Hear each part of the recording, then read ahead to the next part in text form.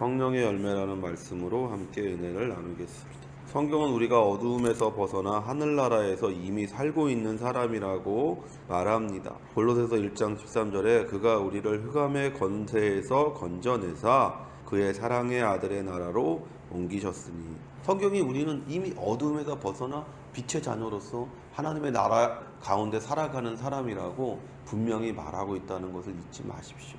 환경을 둘러보면서 이게 무슨 천국입니까? 라고 말하는 사람들이 있습니다. 성경은 우리에게 이 땅이 천국이 될 것이라고 말한 적이 한 번도 없어요. 네가 천국 가운데 살 것이라고 얘기했지. 이 땅이 여러분에게 만족감을 준다고 얘기하지 않습니다. 이 땅에서 너희가 100% 만족하며 살 것이라고 말하지 않아요. 그랬으면 애굽을 벗어나야 될 이유가 없죠.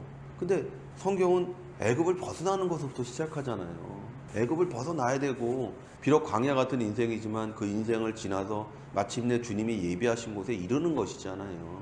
그것이 바로 성경이 우리에게 반복해서 계속해서 얘기하고 있는 것이고, 우리의 인생이 그것을 또 경험으로 알고 있는 것이잖아요.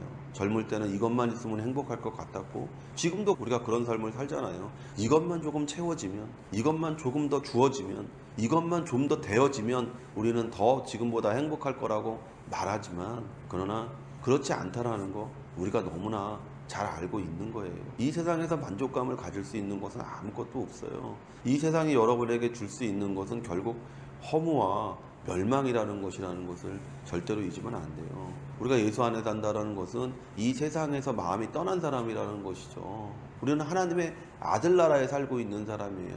생각이 달라진 것이고 감각이 달라지는 것이, 그것이 중생한 거 아니겠습니까? 똑같이 살고 있어 이 세상에서. 그러나 바라보는 것이 다르고 생각하는 것이 다르고 느끼는 것이 다른 사람이에요. 우리가 그것을 이루어내면 우리의 삶에 정말 오늘 성경이 얘기한 것처럼 천국의 삶이 우리에게 주어진 것이고, 그 천국의 삶을 사는 사람의 모습을 드러내며 나타낼 수가 있는 것이죠.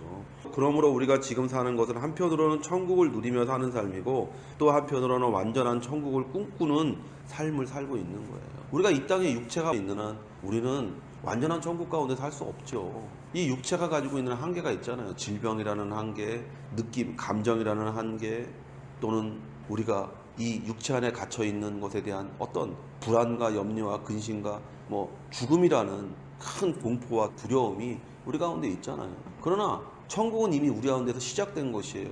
예수님께서 천국의 비유를 드실 때 씨의 비유를 많이 드시는 이유가 그거죠. 천국이 너희 가운데 심겨졌는데 그게 자라야 된다는 거예요. 그것이 자라서 새가 와서 앉을 정도가 될 때까지 너희 천국 자라는 것이다 라고 얘기하죠. 우리 가운데 천국이 자라면 점점 더 우리 가운데 있는 불안과 염려와 근심과 두려움을 쫓아내고, 무엇을 먹을까, 무엇을 입을까, 무엇을 마실까에 대한 세상적인 욕심을 쫓아내고, 어떻게 하면 나를 만족시킬 것인가 하는 육체의 정욕을 쫓아내고, 내가 하나님이 되고자 하는 자기 만족을 쫓아내고, 그리고 하나님의 나라가 나의 목적이 되고 하나님의 의가 나의 목적이 되는 그런 인생을 살 때 우리가 점점 더 천국을 자라게 하는 것이고, 그 천국 안에서 우리가 점점 더 큰 기쁨과 점점 더 큰 안식과 점점 더 큰 소망을 품으면서 살아가게 되는 인생이 되는 것이죠. 이것을 위해 예수님이 오셨어요. 그리고 누구든지 예수 그리스도를 믿으면 우리 근원의 문제를 해결할 수가 있다라는 것이죠. 로마서 8장 1절에서 2절에 그러므로 이제 그리스도 예수 안에 있는 자에게는 결코 정죄함이 없나니 이는 그리스도 예수 안에 있는 생명의 성령의 법이 죄와 사망의 법에서 너를 해방하였습니다. 생명의 성령의 법이 우리 가운데 있어서 죄와 사망의 법을 이기게 한다는 것이죠. 천국이 넓어진다는 얘기예요. 결국은요, 천국이 넓어지고 넓혀지고 천국이 우리 삶 가운데 드러나고 우리 손에 잡히고 우리 마음 가운데 느껴지고 우리 눈으로 볼 수 있는 그와 같은 복된 인생이 된다라고 얘기할 수 있는 것이죠. 그러므로 우리가 예수를 믿을 때 우리는 근원의 문제를 해결할 수 있게 되는 거예요. 인간의 근원의 문제가 뭡니까? 인간이 두려워하는 이유, 인간이 불안해하는 이유, 인간이 염려하고 근심하는 이유가 뭡니까? 사람들은 그것이 어디서부터 왔는지 몰라요. 그냥 그렇다고 해요. 그러나 성경은 우리에게 분명히 얘기합니다. 너희가 하나님을 떠났고 하나님의 나라를 떠났기 때문에 그런 인간적인 근원의 문제를 안고 산다는 거예요. 그러나 너희가 예수를 믿으면, 예수 안에 너희가 거하면 다시금 잃었던 모든 것들이 회복되어져서 너희가 하나님과의 관계에서 네가 하나님을 아버지라 부르게 되는 것이고, 다시금 잃었던 그 낙원의 땅으로 우리가 돌아가는, 그 낙원의 땅을 누리는 그 축복의 삶을 살게 되는 것이죠. 그러니까 불안하지 않고 염려하지 않고 근심하지 않고 오히려 희락과 평안의 기쁨의 삶을 사는 복된 인생이 되는 것이라고 성경은 얘기하고 있는 것입니다. 그러므로 우리가 예수를 믿을 때 우리는 인간적인 근원의 문제를 해결합니다. 이것은 다른 무슨 방법이 아니라 오직 믿음으로만 가능한 것이다라는. 오늘 우리가 읽은 본문은 우리 믿는 사람이 믿음 안에서 맺어야 되는 삶의 열매를 말합니다. 성령 충만했다. 결국 우리가 중생한 증거잖아요. 우리가 증생한 증거로서의 삶의 모습이 나타나는데 그것이 9가지 열매, 한 가지 열매죠. 성령의 열매인데 그 성령의 열매 안에 9가지의 요소가 포함되어져 있다는 것이죠. 그 요소가 우리 가운데 있어야 되는데 그 첫째가 사랑이다라고 얘기하는 것이죠. 예수 믿는 사람의 첫 번째 증거는 뭐냐? 그 안에 사랑이 있는 거예요. 인간의 가장 기본이 되는 건 측은지심이라고 하잖아요. 사람이 사람답게 되는 건 그 사람이 뭐 우리와 똑같이 생겼다고 해서 사람이 아니라 맹자가 얘기하기를 측은지심을 갖고 있지 않으면 그 사람이 아니다라는 거죠. 가장 기본적인 요소죠. 남을 불쌍하게 여기는 마음을 갖는 거. 그게 사랑의 모습이잖아요. 우리 안에 이러한 9가지 열매가 있을 때 이것이 삶의 모습에 드러날 때 우리가 천국을 사는 사람이라는 증거인 것을 우리가 알 수가 있는 것이죠.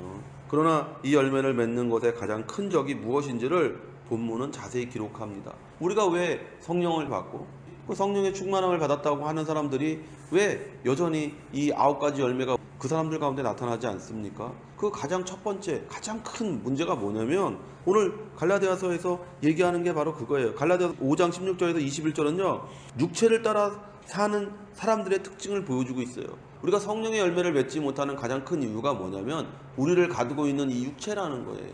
육체의 욕심, 육체의 정욕이 성령의 열매를 맺는 것을 맺지 못하게 하고 오히려 우리 안에서 성령의 활동을, 성령님의 역사를 방해하고 대항하고 싸우는 것이라는 것을 성경이 우리에게 얘기하고 있는 거예요. 그래서 5장 16절에서부터 시작하는 그들의 첫 번째 특징이 뭐냐면 육체의 쾌락을 추구하며 산다는 거죠. 음행, 더러움, 호색, 우상숭배와 술수를 부리는 것이 한 짝을 이루고 있어요. 믿음이 없는 사람의 특징은 육체의 즐거움을 위해 기꺼이 눈에 보이지 않는 영적인 것을 포기한다는 거예요. 로마서 8장 14절에서 25절에 우리가 소망으로 구원을 얻었음에 보이는 소망이 아니니 보는 것은 누가 바라리요. 만일 우리가 보지 못하는 것을 바라면 참음으로 기다릴지니라. 우리는요 보지 못하는 것을 기다리고 있는 사람이에요. 누구도 본 적이 없는 것. 오직 우리 주 예수님께서 십자가에 죽으시며 우리에게 말씀하시기 그것을 보면서 하는 거예요. 오직 믿음의 눈으로 오직 영의 눈으로만 볼 수 있는 것들을 보며 우리는 참는 거예요. 세상 사람들은 우리에게 얘기합니다. 어리석은 사람들이라고. 왜 육체를 즐겁게 하지 않느냐. 술하고 담배하고 뭐 여러 가지 것들, 육체를 즐겁게 하는 것들을 왜 하지 않느냐. 저 사람들은 참 바보다. 근데 우리가 볼 때는 그런 것들의 종말이 보이고 그런 것들의 인생의 끝에 무엇인지를 우리가 아니까 우리는 참는다라고 얘기하는 거예요. 바울이 얘기하잖아요. 참는다. 참아야 된다. 왜냐하면 그런 것들이 우리에게 주는 쾌락은 순간적인 것이고 결국 허무로 끝나는 것이기 때문에 참으라. 육체를 따라 사는 사람의 현재의 모습에서 언제나 원망과 불평하는 거예요. 육체를 따라 사는 사람들은 자기의 쾌락을 만족시키지 못하면 항상 원망하고 불평하는 거예요. 광야에 있었던 이스라엘 민족의 모습을 우리가 두 마디로 뭐라고 얘기합니까? 원망불평이라고 얘기하잖아요. 왜 원망불평합니까? 나를 만족시켜주지 못하니까. 내가 원하는 걸 주지 못하니까. 근데 바울이 우리에게 얘기하는 건 뭐냐면 참으라는 거예요. 참으라고. 참으라. 참음으로 기다려라. 더 좋은 것이 오고 있다. 더 좋은 것이 너희 앞에 있다. 그 순간을 참아내면 결국은 영원한 만족이 너희를 기다리고 있다라고 얘기하는 음성을 듣게 되는 거예요. 성령을 따르는 사람은 미래의 꿈에 취해 현재를 감사하는 사람이 되는 거예요. 감사의 삶이 끊이지 않는 인생이 바로 성령의 충만함을 받은 인생임을 우리가 알 수가 있는 것이죠.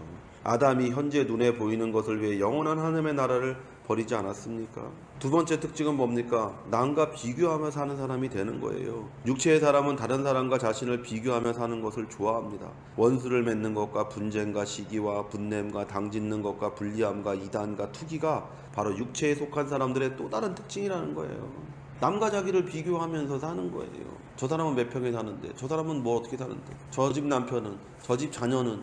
가인이 아벨을 시기함으로 죽였습니다. 우리가 우리의 이웃을 향하여 동일한 죄를 짓고 계시지는 않습니까? 비교하는 죄 가운데로 나아가지 마십시오. 거기에는 시기와 질투가 있습니다. 야고보서 4장 2절에 너희가 욕심을 내어도 얻지 못하고 살인하며 시기하여도 능히 취하지 못하나니 너희가 다투고 싸우는도다. 너희가 얻지 못하면 구하지 아니하며. 남과 비교하며 시기하며 질투하며 욕심낼 이유가 없다라는 거예요. 원하는 것이 있으면 하나님 앞에 나와서 기도하라는 거예요. 기도해서 하나님께서 이거는 필요 없는 거라고 말씀하시면 아멘으로 받으면 되는 것이고, 그것이 필요한 것이면 하나님께서 내게 주실 것이라는 확실한 믿음을 가지고 살면 되는 거예요. 세 번째 특징은요, 목적 없는 삶을 산다는 거예요. 육체에 속한 사람은요, 인생의 목적이 잠시의 쾌락입니다. 술 취함과 방탕함이 육체에 속한 사람의 마지막 특징이라고 말하고 있습니다. 성도 여러분, 하나님의 소망에 취하고 성령의 충만함을 받은 삶을 사는 사람은 자신의 인생의 목적을 분명히 아는 사람이에요. 노아와 노아 시대의 사람들의 모습을 비교해 보십시오. 노아는 하나님의 뜻을 따라 방주를 짓는 삶을 살았습니다. 누가복음 17장 27절에 노아가 방주에 들어가던 날까지 사람들이 먹고 마시고 장가들고 시집가더니 홍수가 나서 저희를 다 멸하였으며. 보세요, 예수님이 말씀하세요.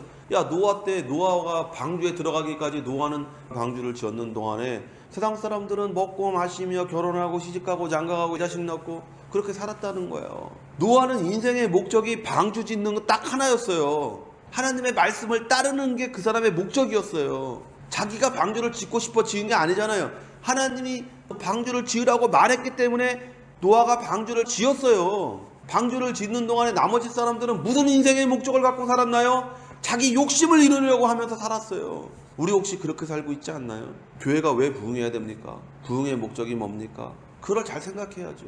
하나님의 목적을 위해 이 교회가 있어야 돼요. 인생의 목적이 자신의 육체를 기쁘게 하고 삶의 목적이 자신의 쾌락이 되면 그들은 멸망에 처하는 인생이 되는 거예요. 로마서 12장 2절에 너희는 이 세대를 본받지 말고 오직 마음을 새롭게 함으로 변화를 받아 하나님의 선하시고 기뻐하시고 온전하신 뜻이 무엇인지 분별하도록 하라.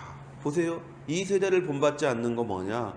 너 하나님의 목적이 뭔지 생각해 보라는 거예요. 하나님의 목적만 생각하면 너희는 이 세대와 다르게 산다는 거예요. 하나님의 뜻을 알려면 성령의 충만함밖에 없습니다. 고린도전서 2장 10절에서 11절에 오직 하나님이 성령으로 이것을 우리에게 보이셨으니 성령은 모든 것 곧 하나님의 깊은 것이라도 통달하시느니라. 사람의 사정을 사람의 속에 있는 영외에는 누가 알리요? 이와 같이 하나님의 사정도 하나님의 영외에는 아무도 알지 못하느니라.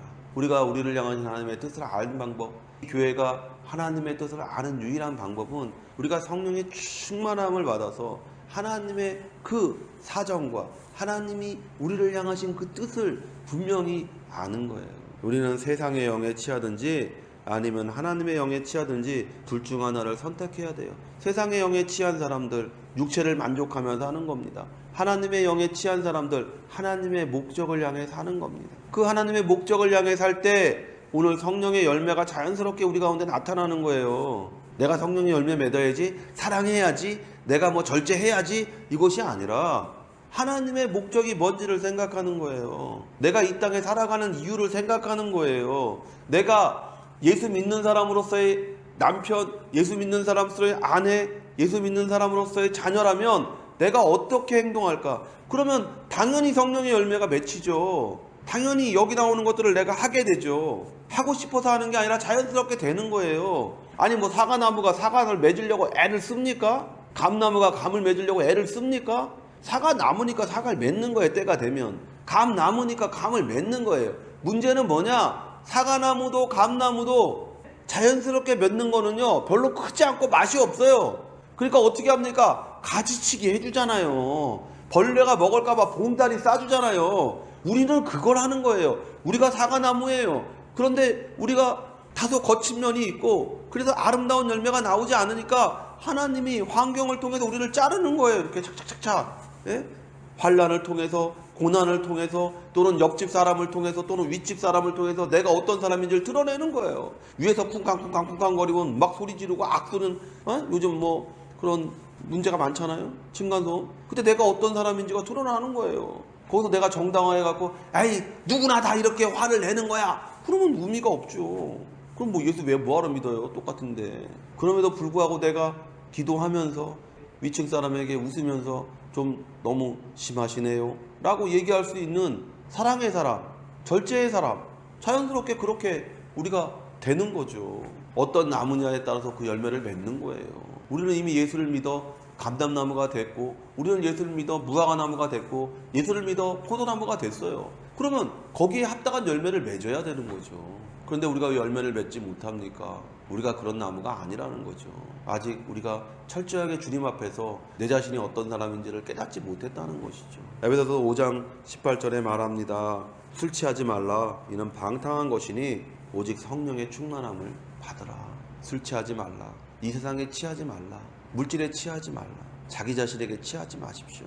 성령의 충만함을 받아 말씀 가운데서 내가 어떤 사람이 되어야 되는지를 생각하는 거예요. 육체에 속한 자이면 하나님의 나라를 유업으로 받지 못한다는 거예요. 성령의 충만함을 받은 사람은 하나님의 유업을 받을 뿐만 아니라 오늘 이 본문에 나오는 말씀처럼 우리의 삶에, 우리의 모습에서 자연스럽게 이와 같은 성령의 열매를 맺는 복된 인생이 되는 줄로 믿습니다.